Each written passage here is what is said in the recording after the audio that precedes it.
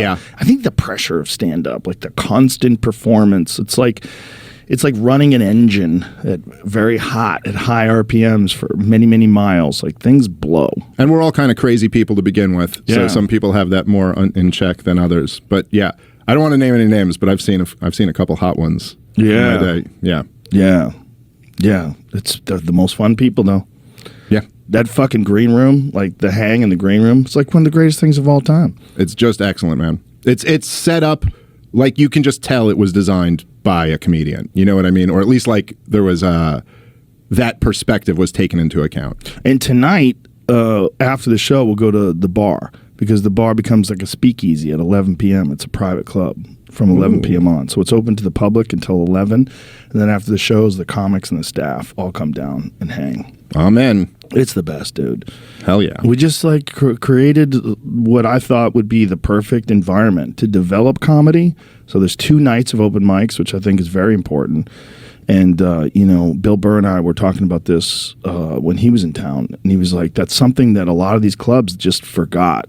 They just want to fill the place every night and make a lot of money. But you got to have a farm team. You got to have guys coming up. You got to have, places where women can go on stage, where men can go on stage, where anybody can go on stage, where you could just you don't have to have any experience. You don't have to have nothing. You just have to have a dream and some ideas and a sense that you think you could be funny and you can get up.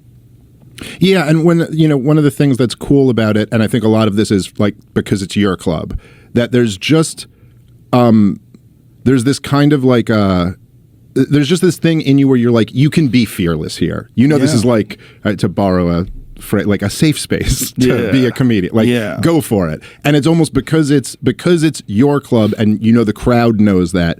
They know that like they're coming for comedy here, and it's just great because that's one of the things that's especially in cities across America now. Like in terms of like regular showcase clubs, it's different when you go out and like headline because that's kind of like your crowd coming. Right. But just random like spots and stuff. That's a lot of comics. That's kind of in the back of their mind. Like, oh man, is there going to be someone here who's looking to get offended at something I'm saying? And that's a real thing.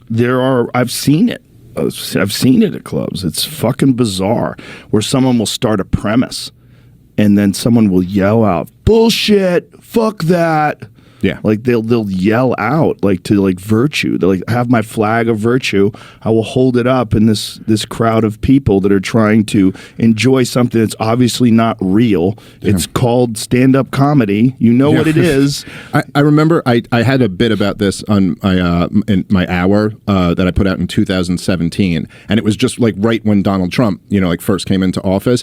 But I remember like working out stuff at clubs in New York City, and if you started a premise about Donald Trump, you could feel the tension in the room where people are being like, you better not like him. Like, you better get to the point where you're against him. Like, are you on my team? Are you not? You're not on my team yet. Like, you could like feel it in, especially New York. Yeah. Dude, I was there when he got elected. And me and my friend Cam Haynes. Were you there, Jamie? We were walking down the street, and Jamie too. We were walking down the street, and there was an anti-Trump protest. And I was watching this guy. And this fucking stereotypical liberal progressive white guy was walking down the street, and he was chanting out, Donald Trump, KKK, racist, sexist, anti-gay, Donald Trump. And then he saw this black couple walking towards him, and he starts going, Black Lives Matter, Black Lives Matter. He just like on cue. It's like he got a, that part. Black Lives Matter. He just starts, and I'm like, this is adorable.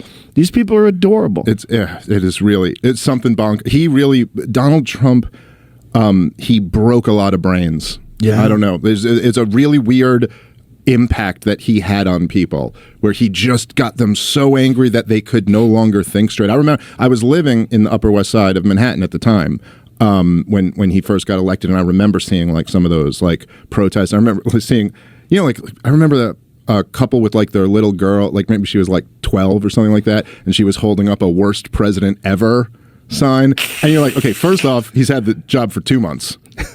Second off, this is very disrespectful to all of the horrible presidents before him. Like LBJ slaughtered like 2 million Vietnamese. He doesn't even get like a shot at contention here. Right. You're already giving it to Trump. Like, give him time. He'll do some bad things. He was probably involved in the Kennedy assassination as well. Almost certainly. Yeah, probably. But you don't want to talk about that. Seems like he didn't like JFK. It seems like maybe he liked the CIA. It seems that way, but you don't want to talk about it too much, Joe. You could lose your Fox News gig that way.